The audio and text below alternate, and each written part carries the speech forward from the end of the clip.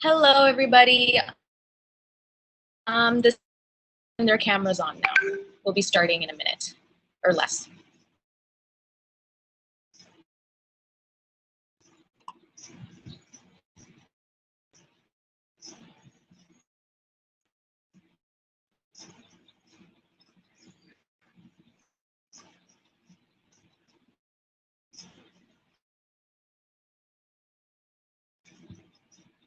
And anybody else who would like to turn their cameras on can also go ahead and do that.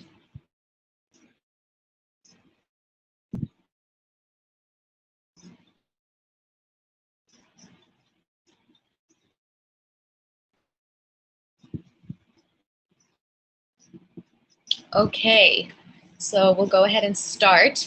Hello, everyone, and welcome back to day 3 of our mental health workshop series, Choose to Mend, Not to End, organized by Capsaicina's LM Foundation in collaboration with the Rotaract Clubs of Central Campus, Cinnamon Gardens, Colombo Uptown, Colombo West, ICBT, and the Royal Institute of Colombo.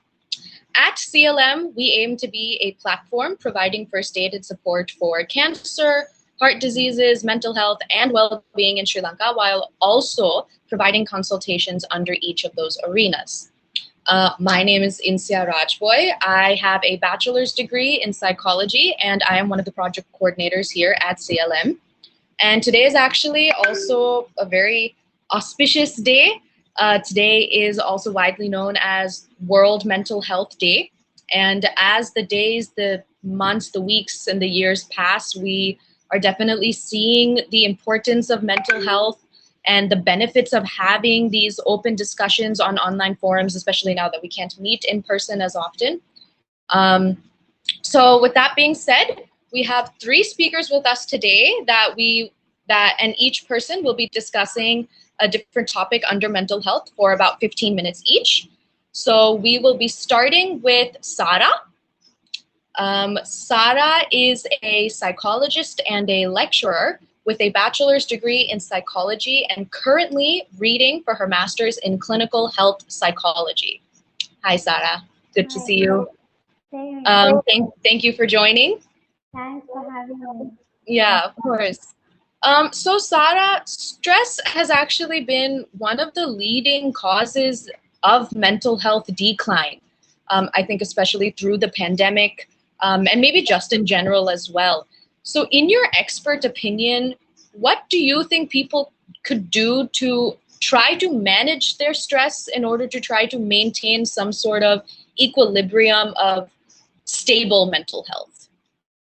Yes, so it's all about finding ways of how you can actually cope with your day-to-day stresses.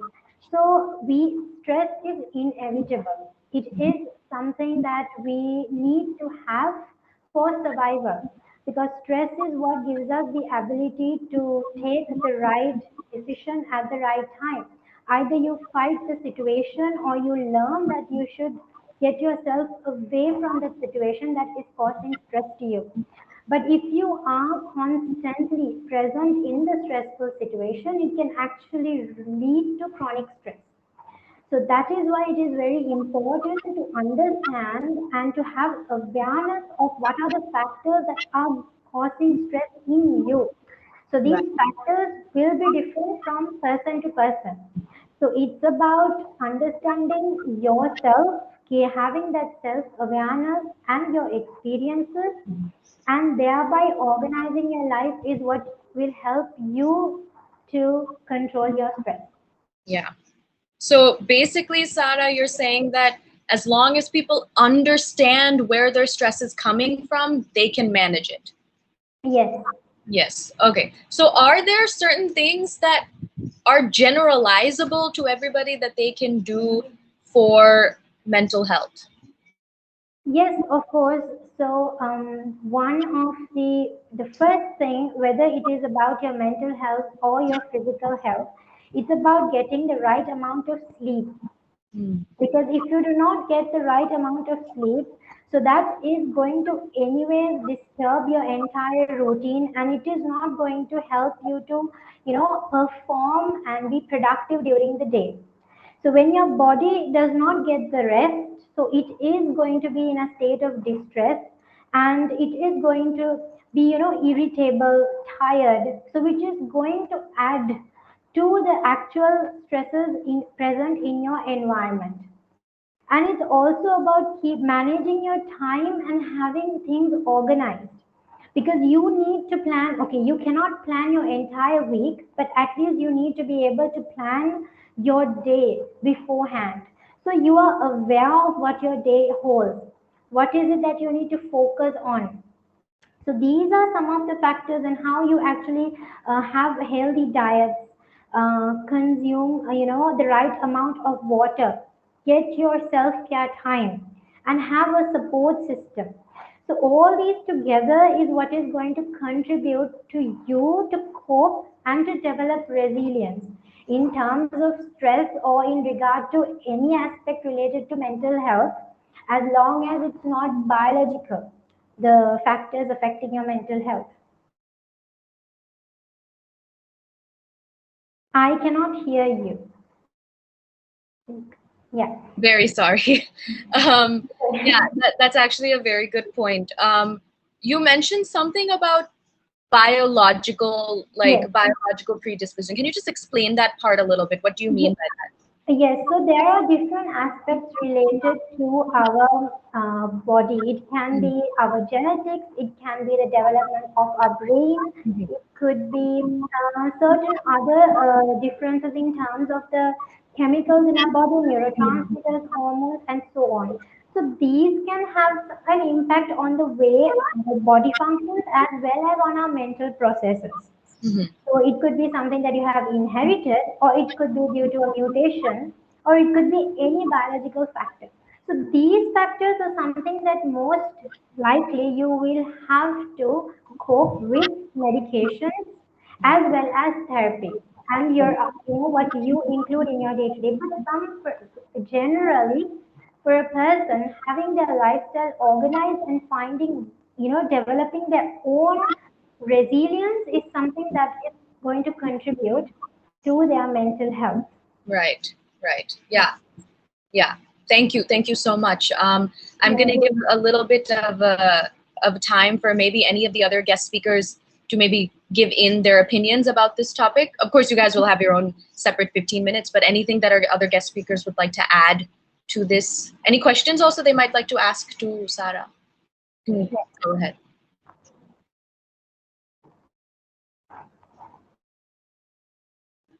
And not only guest speakers, anybody can ask a question as well. Yeah, so I would just like to add a bit into what Sarah said. Nothing more, just enhancing it on the fact that where we spoke about the biological factors. So, whatever the mental disorder you take, depression or stress or schizophrenia, and there's a bunch of lot. So what most people don't understand is like I'll talk about it more in my time frame too, where they don't really understand most of. They always think something needs to happen in my life for me to have a mental health concern. So they always think there's something wrong, and then only I will have a mental health issue, and then only I will need to go to someone and talk to someone. So that's a very wrong misconception that we have. So everything might be going right in your life, and there might be a small inconvenience that's happening. Maybe you can't focus on something, or maybe you can't keep up with your concentration. So it's always better and always best if you could maybe just for fun. I'm not saying just, be very serious about it and go for a therapy session. Maybe for fun, just be curious about it and just walk in for a session and just try to talk to a third party person who don't really know much about you. Just fill in with your details and try to talk to someone so that I think it will be very beneficial so that they will also understand whether it's coming from a biological point of view or whether it's coming from whatever the concerns that you have around you. So I think, yeah, that's what I have to add with regard to what Sarah said. Yeah, that's a great point. Sarah, do you have anything to add to that or anything you'd like to respond to? No, I think it's mostly our environmental factors that play a huge role in mental health. The biological aspect is very less, and if you compare mental health, the whatever the condition is, it's mainly because of the environment. Usually, work stress or family stress, financial stress, or the loved ones itself who is adding stress to the person. So it first it's about anyways it's all about gaining your awareness about yourself, what you feel, what are your emotions, maybe what sort of thought processes run in your mind, even after like you have an argument, noting them down maybe in a journal and processing them and getting yourself in a relaxed state before you can take the right decision to help you to come out of that situation without jumping into the solution Yeah, at the first place. yeah, Yeah. yeah. I think that's a very good point. I actually want to turn the conversation to Manisha. Um, Actually, sorry, I went out of order. I'll actually turn the conversation to Vishmi. For a little bit of a background on Vishmi, Vishmi De Silva is the founder and counselor of Minds and a counselor at Mindspace_LK, and she's also a mental health advocate. She has a bachelor's in psychology, and she's also currently reading for her master's in clinical and health psychology. Welcome, Vishmi. I know you already spoke, but again, welcome. Thank you for joining us today. Vishmi, I want to bring in a little bit of what Sarah said about a little bit of the environmental of and that affects on mental health. I also want to bring in a little bit of a discussion about depression as well.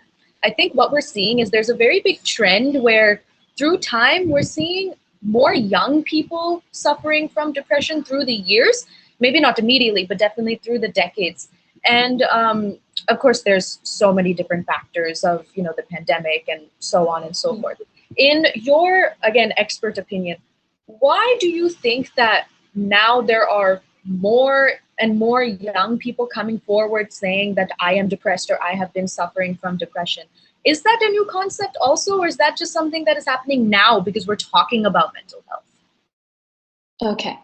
So one thing I need to put out here is most of y'all might be coming from the Gen Zs, where the before generation is the millennials, and then you have the Gen Zs. So I love Gen Z, to be honest.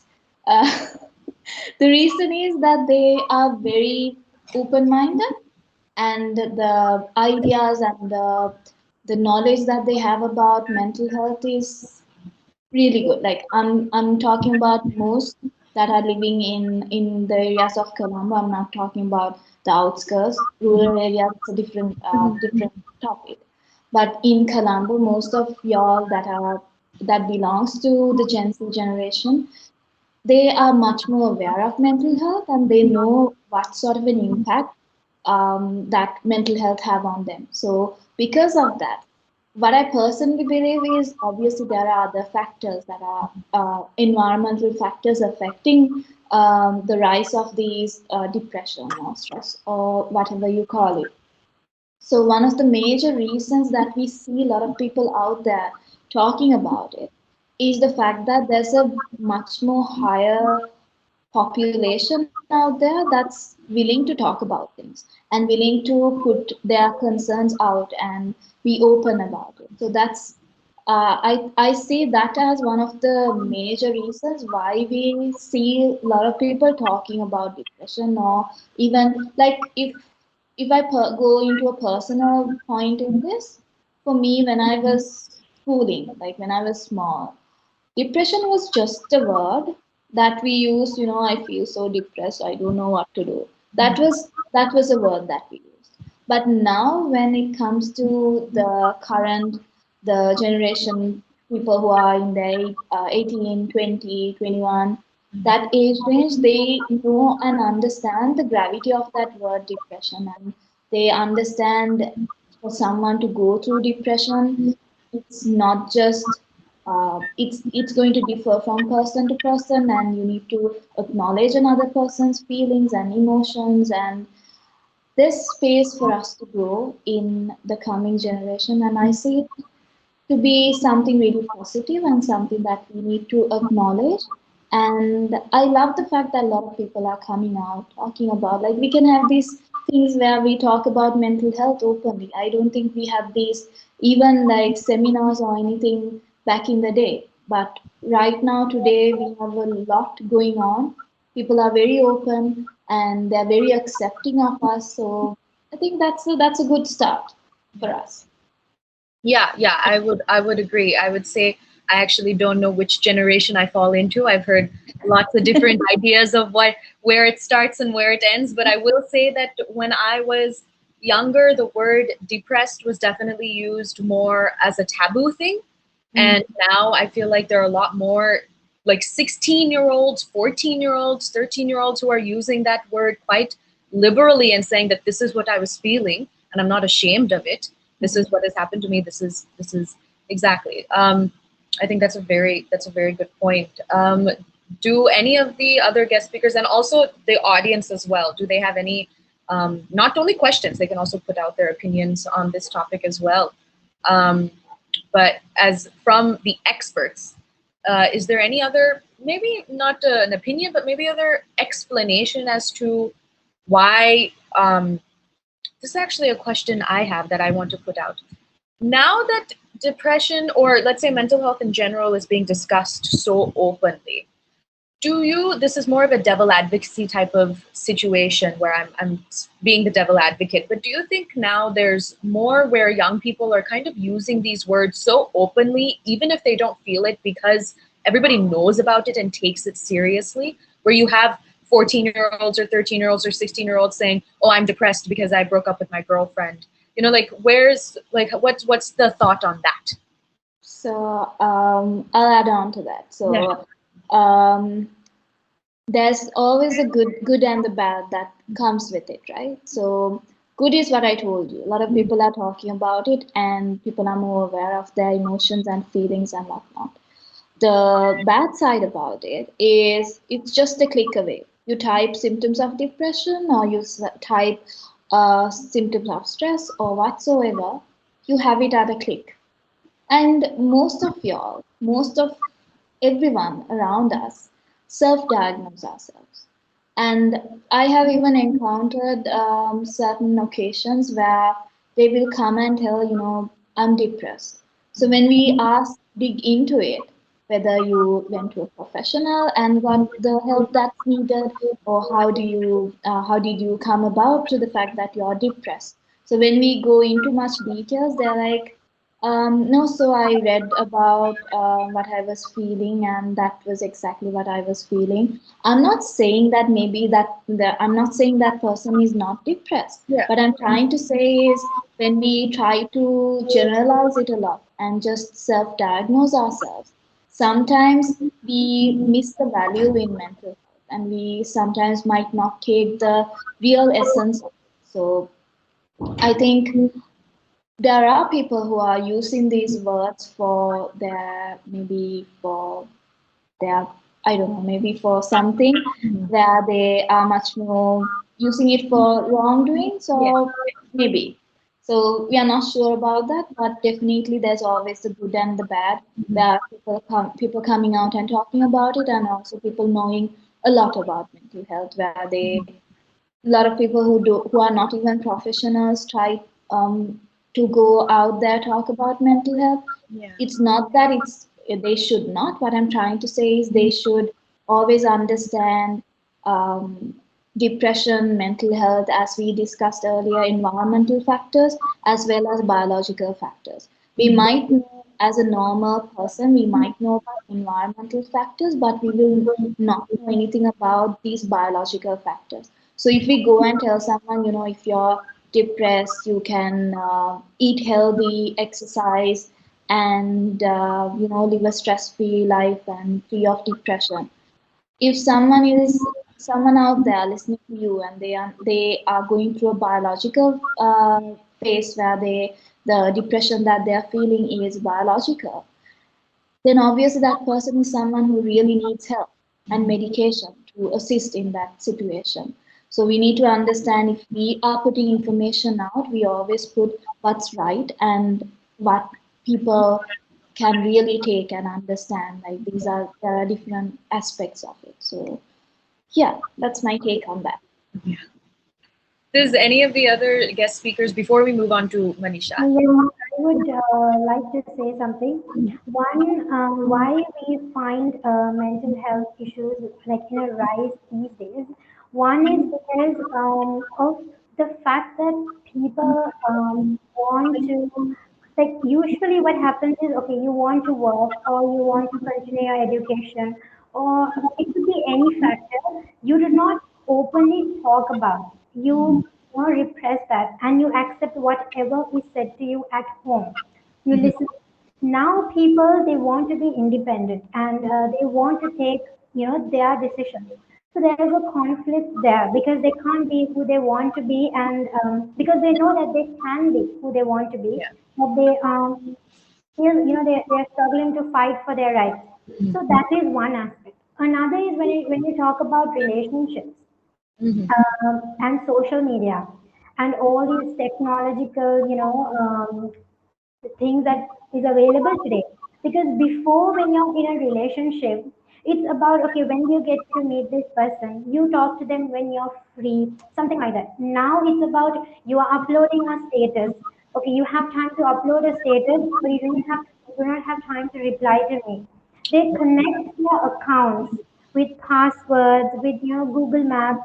When they have a little argument, they block them off, they remove them, they unfollow. There's so much of things involved here. So the real problem is not addressed. It's about, why did you block me? Why did you unfollow me? You commented on this one. So this social media itself, so it's the generation like from teens to I think almost like late 20s to early 30s. I don't know now if they, you can't say like who is mature, who is not, because they are all having this issue. So in relationships, and also trying and struggling to express who you are, who you want to be. So like like your ideal self, and Yeah. those aspects, the congruence and incongruency. That's one. And the other thing, in terms of awareness, we are talking so much about, okay, for example, depression. You feel you have low mood, you isolate yourself, you do not feel like talking, you do not feel like eating, you can't sleep, or you oversleep. I mean, regardless of whether you can be diagnosed as to have depression or no, you will experience this at some point in your life. The problem is if you are in that state constantly for a longer period of time. But what happens is, when a client even comes to you to get some issue addressed, they Google everything and they have fixed their mind that they are depressed, or they have ADHD, or they are OCD. So when you're trying to address, if you are not, like, you do not want to label them as having depression, you do not want to, because it's not necessary to be diagnosed. But what happens is they do not accept it. They do not want to accept it. They're like, no, I checked this. This is what it is.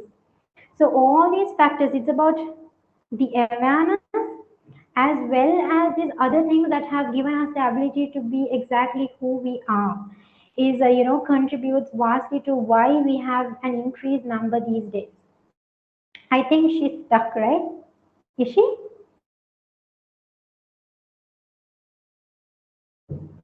Are we stuck or is she Not stuck? me. She's stuck. She's missing. Yeah, I think she's stuck. Yeah, she's not moving. Yeah, I can hear you. Okay.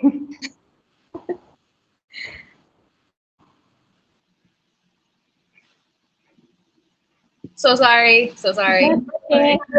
That's right. So sorry. Wi-Fi problems. But from what I was there for, yes, I think social media, what Sarah, what you said is super important. Social media has really taken over, I would say all aspects of our lives. And I don't think that there are people out there who are talking a lot about how much social media has affected our mental health. Yes, obviously in the ways of like Instagram affects our self-esteem and things like that, but I don't think people really know how deep it gets into and how different aspects it affects. So I think that's a really good point. Thank you so much for that input. With that, I actually want to turn the conversation to Manisha. Hi, Manisha. Thank you for joining. Thank you for being Hi. here. So for those of you who don't know, Manisha Jayatilaka currently is a volunteer at the Concrete Angels organization that deals with child sexual harassment and abuse, and is currently reading for her bachelor's in psychology. So, Manisha, this topic, for a lack of better words, sucks. Nobody really wants to talk about sexual abuse in general, more so it being with children. But I think one thing that we need that should be discussed is that as terrible as it is to say that sexual abuse is so prevalent, not only in Sri Lanka but around the world, could you tell us a little bit about what effects on mental health does that have in a long period and in the long term? So obviously, immediately there's going to be some trauma, there's going to be some PTSD, there's going to be, a little bit of like a depression, anxiety type situation. But in the long term, can you tell us a little bit about that? How that affects someone until they're into their 30s or 40s or 50s, and et cetera, et cetera. Yes, so I would like to start by just giving a bit of an introduction about child sexual abuse. Mhm. So, in general, globally, if we take statistics, Yeah. at least 1 in 5 girls have been abused as children, and 1 in 20 boys have been abused as children.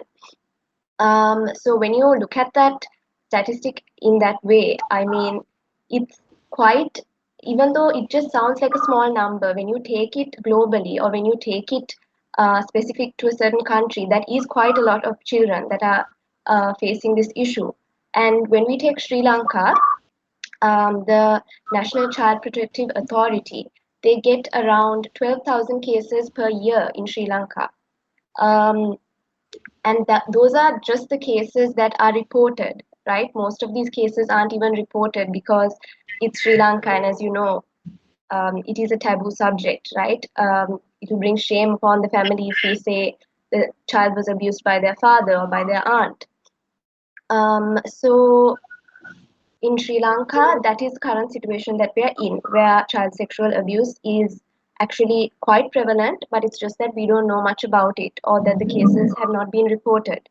And due to not having substantial evidence, these cases get swept under the rug and they're not heard about again. So when you take child sexual abuse, generally children who are most susceptible to this are aged between 7 to 13 years. So at that point, they don't exactly know what's going on. They don't understand. They don't understand the difference between someone touching them in an appropriate way or an inappropriate way. So they assume that nothing is going on. But the problems arise later on. They don't understand at that point. They don't understand that they are going through something. But later on, it could have a real immense impact on the child in a negative way. Um, so, if, as you mentioned, if you're looking into mental health conditions, yes, anxiety disorders, depression, PTSD, PTSD comes under anxiety disorders. Conditions like that would be observed in children like this. And for example, if we take anxiety, right, they could initially as children, the anxiety would manifest in ways where they would show symptoms like bad dreams,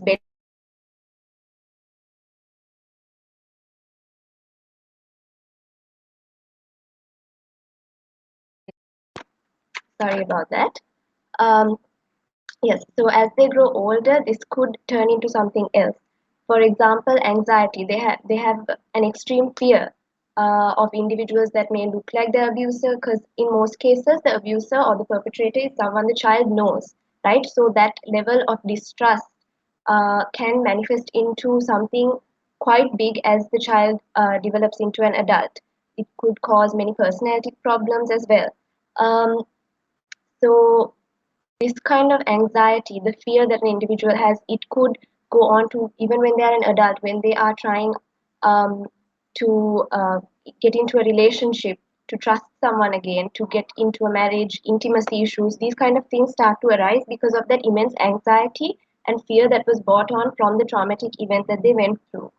Um, and also another thing that I must mention about child sexual abuse, it causes a lot of feelings of low self-esteem and lack of self-confidence in the child.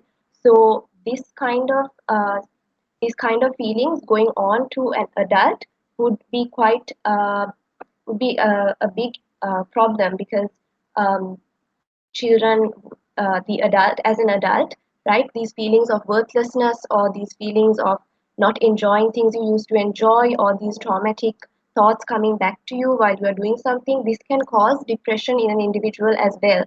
um, so overall, I think that these kind of conditions can arise and can be really difficult for the individual as an adult, for them to function in a normal setting as we do. If and we don't understand, it's like, if you haven't been through it, something like child sexual abuse, we can never explain it, or we can't ever begin to tell someone, oh, it's just a small thing, he just touched you, don't make it a big deal, right? Stay quiet, he's your uncle. Stay quiet, he's your father, right? Things like that. um, so things like this can have a real detrimental effect on a child, and becoming an adult, you could carry it on for the rest of your life if you don't get any intervention or any help for that. So yeah, that's what I believe are the long-term effects. Yeah, that topic is kind of heavy.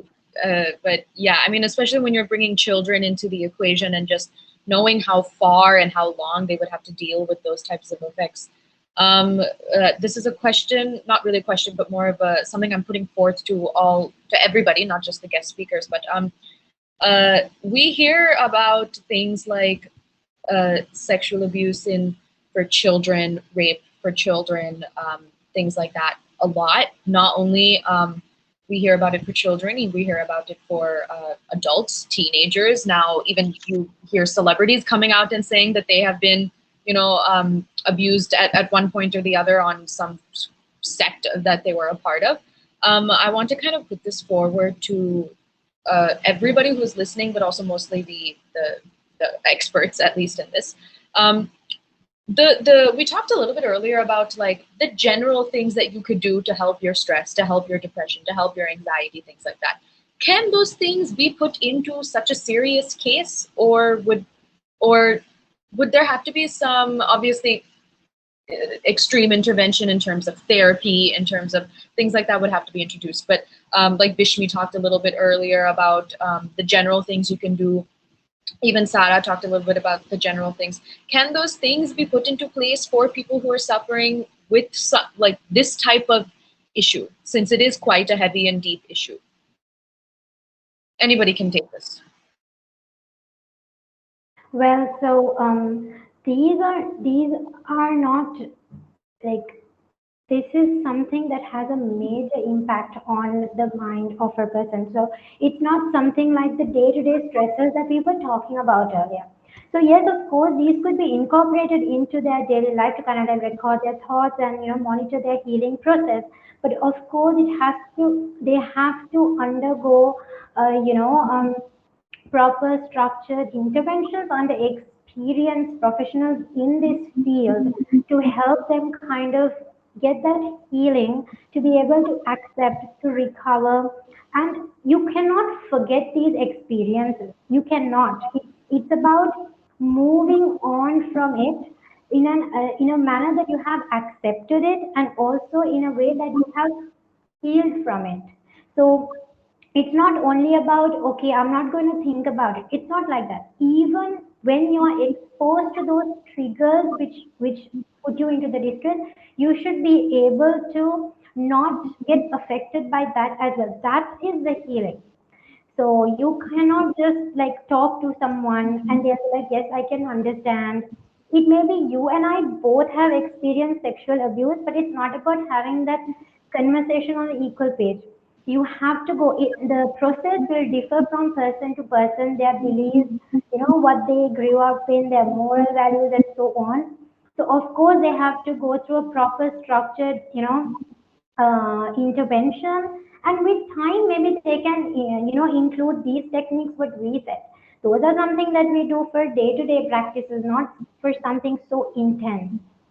But there is something that when it comes to child sexual abuse, and especially when it is concerned with the people who we know, like teachers, the driver, a family member, parenting plays a huge role in that. Number one, you should be able to teach your child. I'll give you one of the rules, that you can actually apply is to teach your child the swimsuit rule.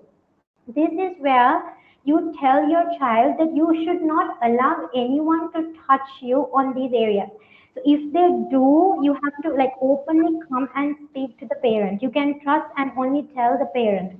So this is very important, and the parent has to acknowledge the child and take the necessary measures. It's not like don't tell this to so and so, just keep silent. So there the parent plays a role. And the second is, if your child does not want to, like we'll say an auntie or uncle visits home, your child is really small. Go and give a kiss to uncle, go and give a kiss to auntie, say bye, give a hug. The child says, I don't want to. You shouldn't force them to do that. You should leave it at that. Because here again, you are not allowing the child to learn the boundaries. You are just you are pressurizing them and compelling them to accept that hug, and we do not know why the child is refusing to do that. So it starts from that. Well, of course, in adulthood, like when you talk about rape and those things, it's beyond the control. But like when children, when they're under your, eyes and you can take, then you should be able to, because that goes on even when they grow. That is what builds that boundary, moral values, which they wouldn't know when they grow into adults as well. So yeah. Yeah, I think that's really important, the whole learning boundaries at such a young age and making sure that the parents are the people who are instilling that idea into the kid. I think that's very, very important. I kind of, since we're on the topic of something a bit heavier than maybe usual, I actually wanted to bring up a little bit of suicidal ideation, just to kind of talk about the stigma that surrounds talking about suicide. I know that's not exactly what we were, we were here to talk about general things, but I do wanted to bring this up just because I don't doubt that things like sexual abuse and rape and even depression and anxiety can lead to things like suicidal thoughts, suicidal ideation, things like that. So I just wanted to ask that there is a very big idea or thought process that runs through the Sri Lankan culture, that if you don't talk about it, it won't exist. It's not in people's minds. You don't put it there, it won't happen, right? So not talking about it will equal it's not happening. Please debunk that for us right here and now, so that there are people out there who knows that they can leave from here knowing that not talking about it does not equal it not happening. And if you guys are experts, so if you could give us that expert opinion as to why that's not true, please go ahead.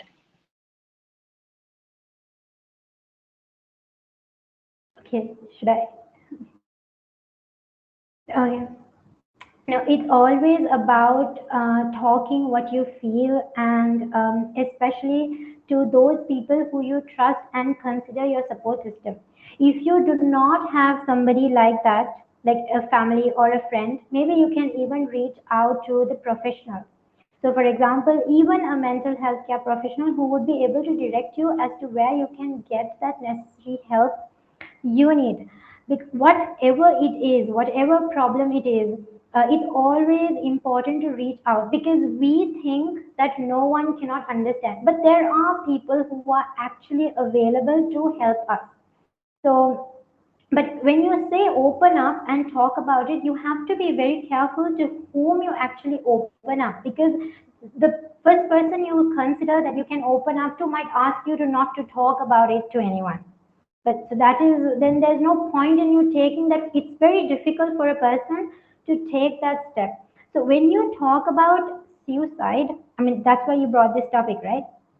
So when you talk about suicide, there are lots of clinical reasons as to why people may have suicidal ideation. So for example, depression, schizophrenia, bipolar, maybe it's the medications that they take, the hallucinations, the voices asking them to do that. It could be anything.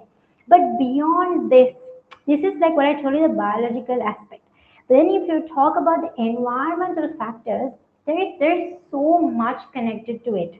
One is like you say financial crisis, you cannot pay the loan back or you cannot feed your family. But beyond this, things like relationships, and you're unable to like pass an exam, so you're scared what are your parents going to say about it. Relationships, like you feel like you're not compatible, so you think you want to end it, and the other person threatening you with the messages, with all these I will come and speak at home, I will tell your parents, I'll come outside, I'll kill myself. So these will of course add to the stress, and because of that the person will think the easiest way to get out is to take my life. Okay, but what you need to be doing is to speak to someone. Don't speak to friends, because a friend cannot do anything. It's not in their capacity. They are also in that same state like you. How can they help you? Can they go tell their parents? Can they go and speak to your boyfriend or the person who is threatening you? They cannot. Of course, parents will hit you, they might beat you, they might scold you, but they will take the necessary measures to help you. No matter how much they may reject, even after that they may not speak to you for months, because they are also hurt, they are also worried, they are also angry. But you have to reach out to those people who can actually help you, because there's no point in thinking that the friend was not there for you. They cannot be there for you, because they are also in the same state. They do not have the capacity to do what it is. Maybe you can speak to your brother, you know. So there are a lot of things, cultural values and everything that you need to think about. But of course, you have to open up. That's why it's very important from small to know how to regulate your emotions, to understand how you build healthy relationships, to understand how you build your boundaries. Because sometimes you give too much of what you're capable of, and a small change, like if you take time for yourself, the other person is unable to take it. So all these contribute. So you have to, this comes from parenting, how the parents help you. So that's what you have to always speak to someone who you can trust and get the help that you need, but always make sure that you speak to the right person to get the help. Yeah, I I think I think answered your question, did I? yeah, yeah, yeah. That was actually it was a very good point because I've heard quite whenever we have had discussions about this, maybe with my friends or other people in my college class or whatever. I think the idea around it has been, yeah, we should get people to talk about this. It's not nobody's going to end up wanting to commit suicide or end their life by a suicide just because we brought it up. It's always like let's talk about it. But I think your point about the importance on who you talk about is very it's not. Actually, this is probably the first time I've heard someone give that part of the conversation as well. Talk about how it's important who you are choosing to talk about it with. And I think that's a very interesting point. Manisha and Vishmi, the floor is open for you guys as well. If you would like to add maybe a viewpoint or something on this, you can definitely go ahead. Your thoughts, opinions, whatever. Yeah, I'm really in with what Sarah mentioned, because most of us think usually when we go to school and when we go to college, we don't really think that we need to talk to someone professional, because we think we have our friends, but our friends are there for us to talk, and when we struggle, just talk, have a conversation, and be okay with it. But there are certain issues that you come across in life where your friends can't really do anything other than just offering a ear just to listen to you, or just a shoulder to cry. But if at any point, if you all might have friends who are talking about suicide, or if you all might have friends who are saying, I feel suicidal, I think about it, or yesterday I felt like this. So always, just as much as you're listening to them, just try to encourage them so that they could try to go and talk to a professional. Just try to maybe, if they say, I don't know, I don't think they will understand, or they will not know how I feel. Why do I need to go talk to someone? Just be there for them. Just say, I'll come with you to go to a session, or I'll be there outside. You can go and talk to someone. I'll be there with you. If you have a really good friend who's going through some phase in life like that, just help them to go to a professional, talk to a professional, and get the help that's needed, because that's what's important. Because you can do a very little in this in a scenario where someone is basically suicidal. So you can listen to them and tell them, it will be okay, just hang on to it, just take care of yourself, I'm going to be there for you. Those are the only things that you could say. But for someone who's going through that phase, they need more help than that. So just try to help them out in a certain way so that they could get that help. And also, what you need to understand is someone who is going through a lot, like especially if someone is going through depression. Depression can lead into suicide ideation. So they might go into drugs. They might go into consuming a lot of alcohol, like more and more alcohol. And then either they might be addicted to some other social media or some games that they play and all that. The thing is, right now, we can't really say depression. When someone is depressed, they shut the entire world out and they don't do anything. We can't really be sure that every one of us who is going through depression is going to be that. Someone, I think, the nicest example that we could get is from the I forgot the name. The Linkin Park, the band, the what's his name? So he You're there's a aware of who you're talking about, yes. so I think no, I can't remember. Anyhow, so there was a picture circulating in on social media saying it was a picture that was taken just the day before he suicided. So it was a day that he spent well with his family, and he was smiling in that picture, and that's all we saw. But so here, what we need to understand is someone might be not showing it outside, and someone might not be like, you will see that everything is okay and when you look at them, but they might be going through something internally. So most of us, as the earlier point that I elaborated on, where I said Gen Zs are coming out and talking about it, and there is also another population of a lot of people who don't really feel, or they don't really have that confidence in other people to say what they are going through. Because, as Sarah and I mentioned earlier, there are a lot of environmental factors affecting. Because if they were shut down when they were small, like if when they went to their parents and said, I can't go to school today, I don't feel good.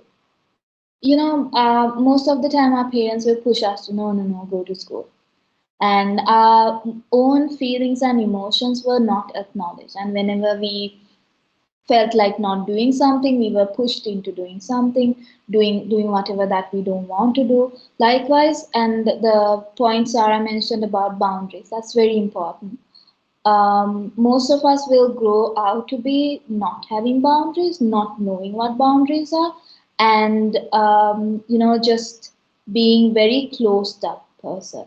So most of us, as much as we are open up, there's a lot of us that's coming from a background like that. So when we are like that, it's very difficult for even our friends to understand what we are going through. So it's the thing is, as much as we spread awareness and we talk about these things, a lot of people who are even closed up will understand, I have my own trauma and I have my own things to deal with. So it's better to go and talk to someone than just closing up and, dealing it with myself. Because most of the time people will start to understand and realize, I'm deviating from the topic a bit. I'm just going to talk a bit onto trauma. So trauma is a very big environmental factor that affects most of us to go through stress or anxiety or depression simply. So when trauma usually is built up from whatever during our childhood, things that we go through, it could be abuse, sexual, emotional, physical, or neglect or whatsoever. likewise trauma can build up on us, and then whatever the like when we get into a relationship, like when we are trying to build something with another person, those things will pop up. And at those points, you will have a hard time trying to understand, where is this coming from and why am I acting like this? Is it something wrong with me? Is it something the other person is doing to? So likewise, we are in a very messed up situation when it comes to trying to understand us. So when we don't understand us, when we don't really seem to know where all these emotions and feelings and actions that we're doing is stemming from, we find it really difficult to navigate through our life, and it might even end up in us being suicidal or going through a phase of depression. So the point is, all of these is very interconnected, and we can't really take one apart and just talk about it. So yes, I went a little away from the topic, but I felt it's important to just give a brief into it too. No, yeah, thank you. That was amazing. Manisha, I want to give you a little bit of time to discuss about this as well. At the same time, everybody is fully able. The audience, you guys can send any questions you have via the chat. These our three amazing speakers are there to answer any questions that you may have. So please feel free to say whatever you would like, ask any questions you would like in the chat. I do see one person's hand up. Mohammed CR555. Is Mohammed, would you like to ask a question, or is that an accident maybe? Okay. No problem. Yeah. La otra aorta displacement. Otra aorta displacement. About depression. He wants to ask something about depression. Yes. Mohammed, I think your mic is muted. No, aorta displacement. Or to control the displacement. Control. How to control depression. Okay. Anybody can take this. Yeah, for sure. Sorry, you want to add something? Or? You can. Okay. So when it comes to when we talk about depression, or when we say control depression, as we were talking earlier, we need to know what is triggering it. So if it's a environmental factor, then we should try to go there and just talk to a professional about it. And if it's a biological cause, or it could be your neurotransmitters, it could be hormones, or we need to understand that first, and then to how to control. I would not use the word control, I would say how to understand your depression and how to navigate through life in that phase. So navigating through your life in a phase of depression is mostly we need to understand and know that we are in this situation and we are going through this, and we need to go to a professional and get that help needed first. And then we could incorporate certain things into our life, like working out, exercising, doing maybe walking, swimming, or cycling, something that you find a bit exciting and also not too straining on your body. And maybe you can also put yourself in a healthy diet, get a good balance of things.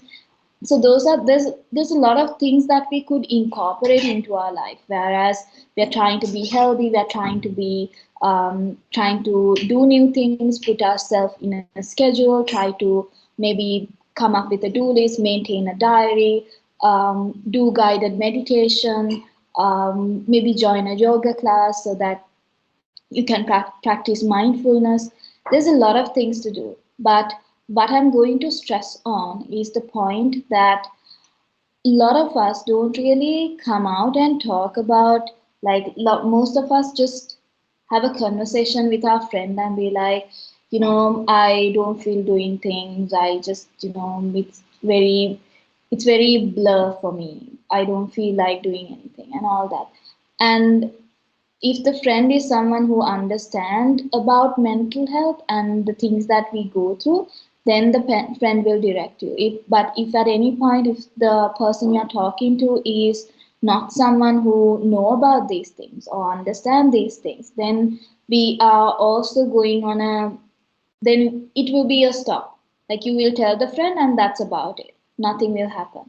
And just that, I don't know how much exaggeration this point needs, but I definitely think it's all about just if you feel something is wrong and if you can't do anything for a long period of time, in the sense if the feeling your if these feelings that you're having, not being able to put up with things or not being able to get your daily things done, if you're feeling this for at least more than 2 weeks, you definitely need to go and talk to a professional and get the help that's needed. Or talk to your, if you are close with your parents and if you think that they understand about the concepts of mental health, talk to them and go get the help that's needed, because that's the first and the most needed step.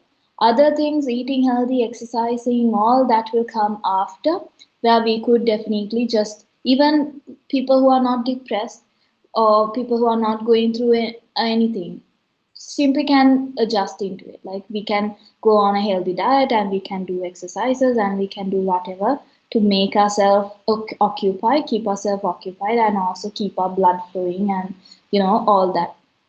So only point I want to mention for Mohammed's question is, if you feel like you're going through something and if you think you need that help, just make sure that you go and talk to someone. Go, and there are a lot of, the thing is, we might think there are no professionals out there. Look at us, there's Sarah, there's me, and y'all in the future will be people who are handling these issues, these people. So there's a lot. Me and Sarah are just two people who are doing in the industry at the moment, but there's a lot, there's a whole lot of people who are willing to help you. There are free like consultations. There are people offering free help. There are people who take a substantial amount. And even those people, if you go and talk to them and tell if you are having some financial issues, because we understand, we are human and we know it's not easy for all of us. We know every one of us are going through a certain struggle at the moment. And we don't want to put mental health on the bar and say, it's a luxury. Basically, mental health should not be a luxury. It should be something that everyone have access to. And again, if you think that you're going through something, just make sure you talk to a professional first, and from there build up and add things into your lifestyle so that it blends equally. That's what I have to add to Mohammed's question. And thank you for your question. Yeah, Mohammed, I hope she answered your question. Manisha and Sarah, would you guys like to add anything to maybe answer his question further, or? Yes, it's not only for Muhammad, but like for everyone in general. So I would say that if you are experiencing something related to mental health, it could be stress or, as you say, depression, suicidal ideations, or anything of this sort, I would personally recommend you to consult someone like a psychologist or a counselor, because there are two aspects to mental health, like I said, biological and environmental. So we may be biologically prone to developing a certain disorder or a mental health condition, and sometimes it's just the environment. So just changes in your lifestyle and how you go about with your life itself can contribute vastly to improving your mental health. So if you consult someone like a clinical psychologist, for example, they will be able to assess what is going on with you, to try and find out what are these factors that might be contributing to what you're feeling, and based on that they can actually guide you as to if you need to consult a doctor. Because I don't know how far it's okay to openly say this, but if you do go to a psychiatrist, they are going to prescribe medications for you regardless of what the factors are that is contributing to your mental health. And taking these medications can lead to many other side effects as well. So it's always better to consult someone like a psychologist, figure out what must be the problem, and then see if you can incorporate medications and also therapy, or if therapy alone is not working, so then you would have an idea as to what is the next step that you need to take. So for Muhammad's question, whether it is for him or for someone else, if you, whatever it is that is making you think you have depression, I do not know whether you have consulted somebody and they have diagnosed, or you are thinking that you have depression. So, if that is the case, please do consult a professional, just like Vishmi said, for example, a psychologist, and take it from there as to what you can actually do. Yeah? Okay, thank you. You're welcome. I did I did that for you. Okay, thank you. Okay, thank you. Thank you, Mohammed, for the question. The chat is fully open for everybody else. Until then, I kind of want to put a question out to all three of you as well. All three of you have been, for Vishmi and Sara, you guys are professionals. You've been doing this professionally. You're licensed. And even Manisha works very closely in a nonprofit organization, very closely with a lot of people who do suffer mentally. I want to put this as a very general question out. And we only have about 15 minutes left, but as quickly as we can answer this question. In your honest opinion, based off of what you've seen, and we do have a question actually. I'll ask that question. Someone named Chris wants to know how to control panic attacks. Okay. Are you going or should I? Okay.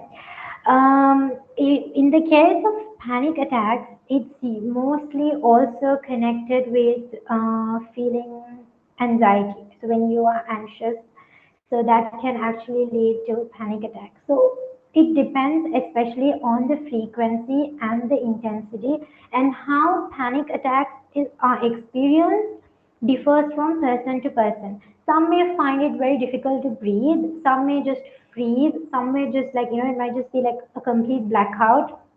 It differs from person to person. They may have pains, aches, and so on. So the first thing is to find out what is triggering these panic attacks. So what is giving rise to this? Sometimes the person might not even know what is causing the panic attack to happen. So usually it's always best to consult a professional and go about with this. But mostly what they recommend is to try grounding techniques. So where you, like for example, I'm feeling a panic attack. So I know, anyways, I'm aware that I am, I experience panic attacks for certain, triggers. So it's about sitting or, whatever your preferred grounding technique during that time, and to just relax, to feel yourself. I know it's very easy to say, but for the person who is experiencing the panic attack, it could be very, very difficult. But it's all about having that awareness, and the people with them can actually help them through this process at that time. And it's about getting yourself grounded and trying to relax and being aware that it's going to pass. Because if you are getting you get scared and what is happening to me, that is also going to add to the panic, making things even worse. But these are some of the techniques that you can incorporate, but it's always best to speak to someone who is specialized in this area, and so they can give you a better insight and actually help you in tracking and figuring out what is giving rise to these panic attacks, I think. Yeah, that's great. Manisha and Vishnu, would you like to add anything or? Yeah, actually, I'm just thinking, since you asked that question, you might be someone who, maybe you have a friend who's going through panic attacks, or you are someone who constantly get panic attacks. So something that we commonly make sure that a lot of our clients practice if they are going through a panic attack is, as Sarah said, it's grounding technique. So there are different ways that we could do it. So I'll just guide you through something small that you could do. Maybe it will help you in the long run. So something small that you could do is as much as just pick a place in your house or in your office or wherever you are. You could be standing or you could be sitting. Better if you're sitting and relaxing.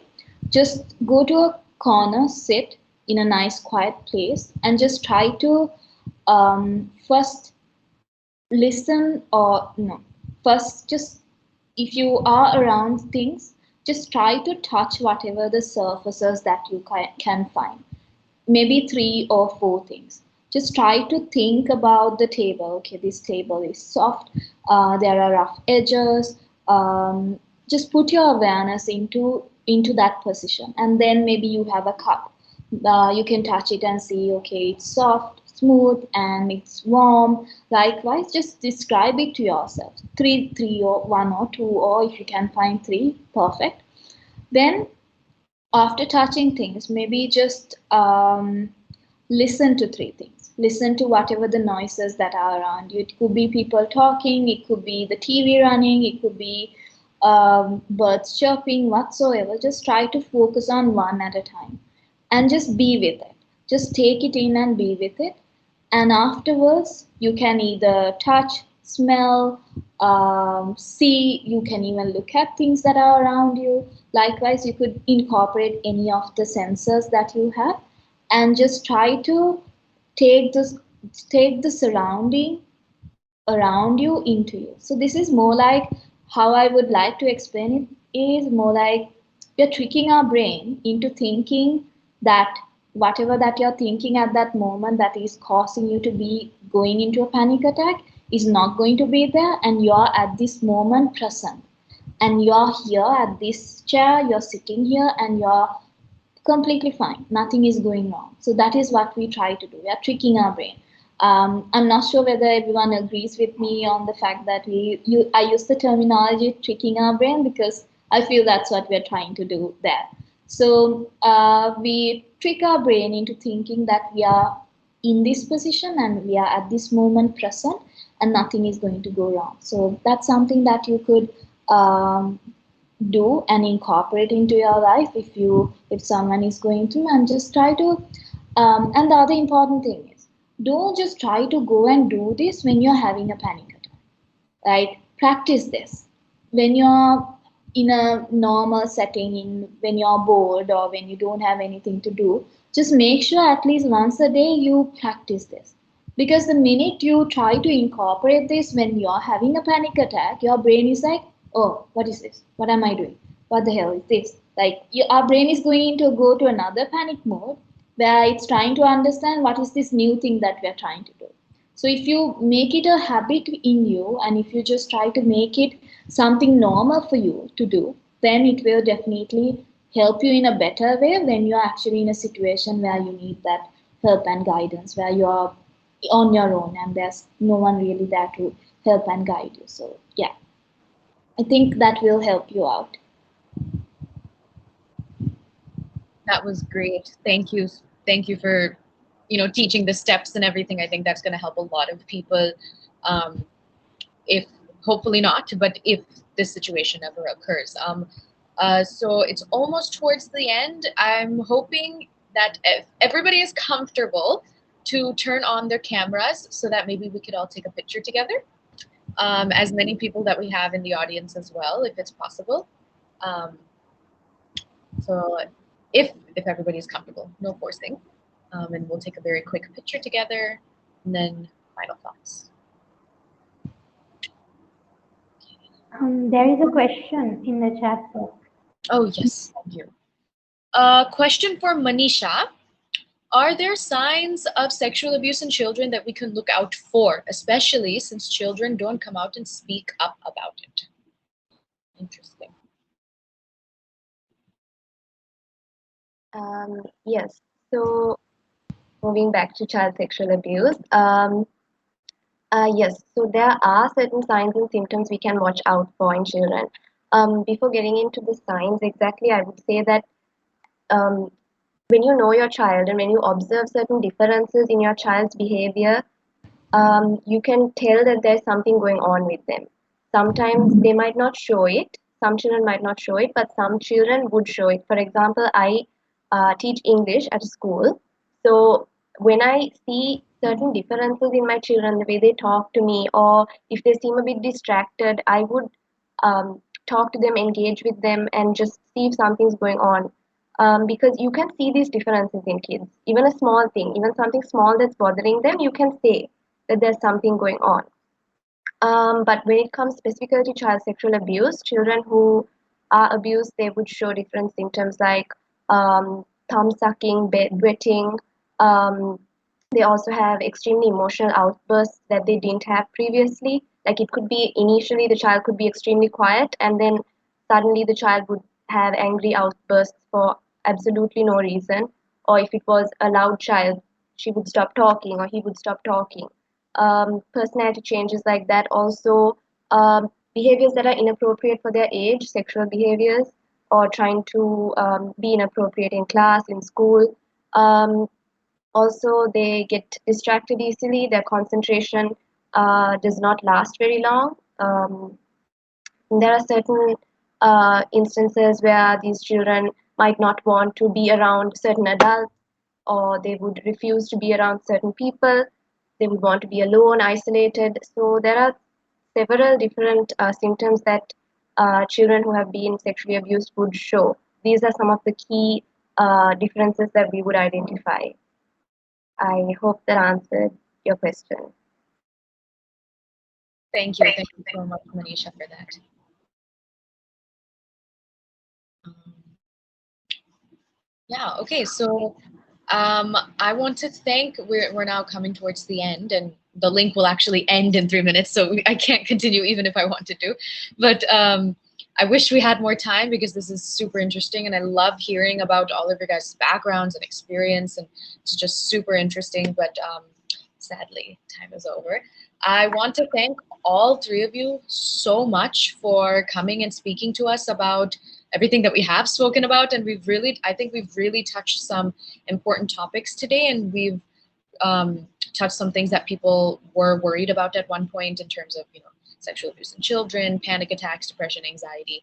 So I want to thank everybody for coming today. I want to thank the audience as well for being here and asking the questions and being a little bit more interactive. That's also great. Thank you to Capsaicina's LM Foundation as well for organizing this whole thing. And also thank you to the Rotaract Club for collaborating with us so that this could all be possible. We do have about 2 minutes left, so any last statements, any last thoughts by everybody? Anybody who wants to say something, the guest speakers, all of that. The floor is yours. But do note, it might end in 2 minutes, the link. It'll just cancel out. And Zainab as well, Zainab, our founder. Zainab Rafiq is also here. So Zainab, would you also like to say something actually before everything cuts out?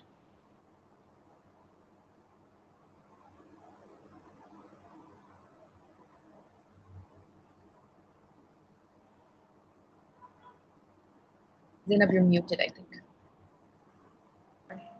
Yeah.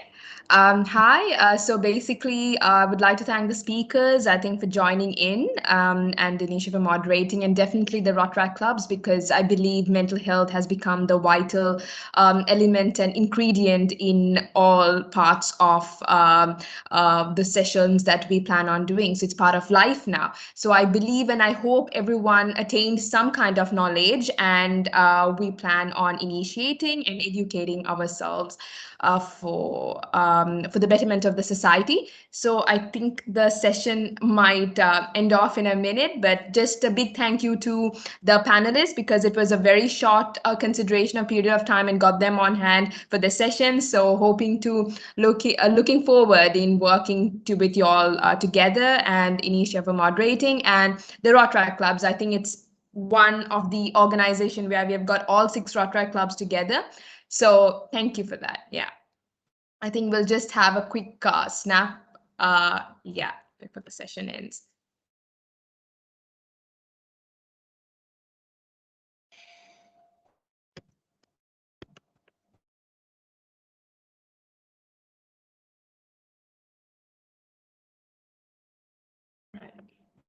Okay, so thank you guys, and I think Anisha, you can continue. Yeah.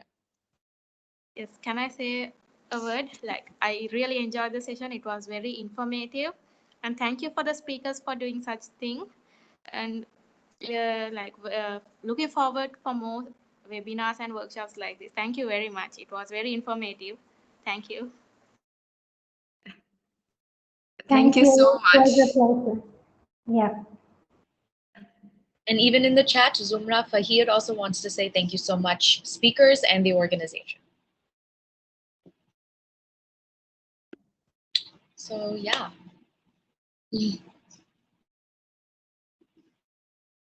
Zainab, you're muted. Yeah, I think the meeting might end off in a minute. Yeah. Okay. Anisha, you can continue. I was just going to ask if any of the speakers have any final thoughts or statements they'd like to say or something like that.